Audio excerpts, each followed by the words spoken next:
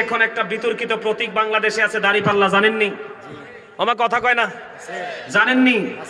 এটা কার দল? কথা কয় না কেন? এটা জামাতের দল। ইসলাম বলবেন না, ইসলাম বলবেন না, জাস্ট শুধু জামাত বলবেন, কারণ তাদের মধ্যে ইসলামের ন্যূনতম গান নাই। কথা বলেন না কেন? তাদের মধ্যে ন্যূনতম ইসলামের গান নাই। মদ, জুয়া, জিনা, ব্যভিচারের চাইতো ভয়ঙ্কর অবস্থা হলো এখন বর্তমানে। আজকে দেখি ফেনী সোনাগাজীতে মহিলারা তালিম করাচ্ছে, খেয়াল করেন।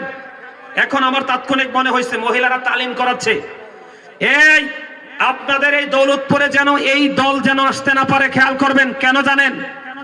একটা নারী যখন তার সীমানা ছেড়ে অন্য সীমানায় যাবে, তিনটা পুরুষের যেই কোন একটা পুরুষ তার সাথে থাকতে হবে।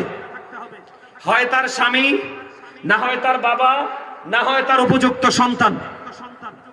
কথা বুঝতে পারছেন?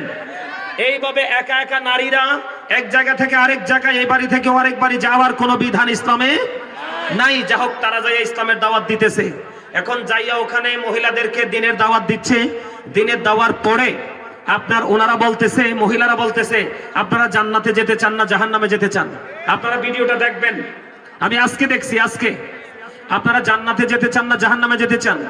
তখন ওই মহিলারা বলছে আমরা জান্নাত চাই। তখন ওই মহিলাদেরকে কোরআন শরীফ সামনে দিয়ে শপথ করাচ্ছে যে আপনারা যদি জান্নাতে যেতে চান তাহলে আপনারা দাড়িপাল্লায় ভোট দিবেন। আরে আওয়াজ তুলে কন্যা মিয়া নাউজুবিল্লাহ। আপনি রাজনীতি করবেন, করেন, জামাত করেন, বিএনপি করেন, আওয়ামী লীগ করেন, জাতীয় পার্টি করেন, যার যেই দল ভাল লাগে আপনি করেন, কিন্তু মানুষের ঈমান, আপনাদের ইসলাম নিয়ে খেলার অধিকার তো আপনাকে কেউ দেয় নাই।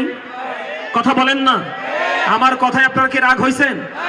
এই কথা কি তাদের কাছে কি জান্নাতের টিকিট আল্লাহ দিয়ে দিছে? কথা বলেন, দিয়ে দিছে? সিরাজগঞ্জে দেখলাম এক ভদ্রলোক বলতেছে, এও জামাতের লোক, এমপি পদপ্রার্থী সম্ভবত, মুরব্বী, আমি বুঝি না এদের কি হয়েছে। এরা বলতেছে যে আপনি যদি দাড়িপাল্লাকে সাপোর্ট না করেন তাহলে আপনার ওয়াজ শোনার কোনো অধিকার নাই, আপনি মাহফিলে আসবেন না। কি অদ্ভুত আচরণ! এগুলো বিশ্বাস করলে মান থাকবে? কয়দিন আগে ফেনীতে মারামারি হয়েছে, ফেনীতে মারামারি হয়েছে। এক ভদ্রলোক বলতেছে, ও জামাতের, ওই ভদ্রলোক বলতেছে মসজিদে যদি কি করা না যায়, মসজিদে যদি রাজনীতির আলাপ করা না যায়, মসজিদে আজান চলবে না, কোরআন তেলাওয়াত চলবে না। নাউজুবিল্লাহ বলেন। সম্মানিত উপস্থিতি, আমি গতকালকের ওয়াজে মসজিদ নিয়ে আলোচনা করেছি। এদিক তাকান। আল্লাহ রাসূল বলেছেন এক ব্যক্তি লাল ওট হারিয়ে ফেলেছে। কি? এক ব্যক্তি লাল ওট হারিয়ে ফেলেছে।